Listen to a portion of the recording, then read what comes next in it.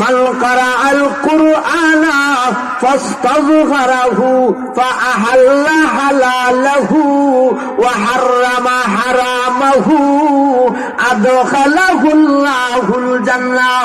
নবীজি বলেন, যে ব্যক্তি কোরআন শরীফ পড়ল এবং মুখস্থ কইরা নিল আর কোরআনের ভিতরে যত বিধান আছে হালাল বিধানগুলা হালাল অনুযায়ী মানলো আর হারাম যত বিধান আছে ওইগুলা হারাম হিসাবে মেনে নিল, এইরকম যদি আমল করে, কোরআনের হালালকে হালাল মনে করিয়া আমল করে, কোরআনের হারাম বিধানগুলারে হারাম মনে করিয়া আমল করে, আল্লাহ রাসূল বলেন আদখালাহুল্লাহুল জান্নাহ, আল্লাহ ওই হাফেজে কোরআনকে জান্নাতের ভিতরে ঢুকাইয়া দিবে।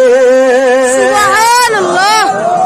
وشفاه في 10 من أهل بيته كلهم قد وجبت له النار। আর ওই হাফেজে কোরআনকে আল্লাহ কিয়ামতের দিন বলবেন, ও হাফেজে কোরআন, আমি তো তোমারে মাফ কইরা দিলাম, তুমি এখন জান্নাতি হয়ে গেছো, তবে শুনো তোমার জন্য এমন একটা সুযোগ রেখে দিলাম, তুমি এমন 10 জন ব্যক্তিরে সুপারিশ করতে, 10 জন ব্যক্তির ব্যাপারে সুপারিশ করতে পারবে যাদের নাম জাহান্নামের খাতায় উঠানো, তারা নিশ্চিত জাহান্নামী, নিশ্চয়ই জাহান্নামী হয়ে গেছে, একেবারে তাদের জাহান্নাম লিখিত হয়ে গেছে তাদের নামে।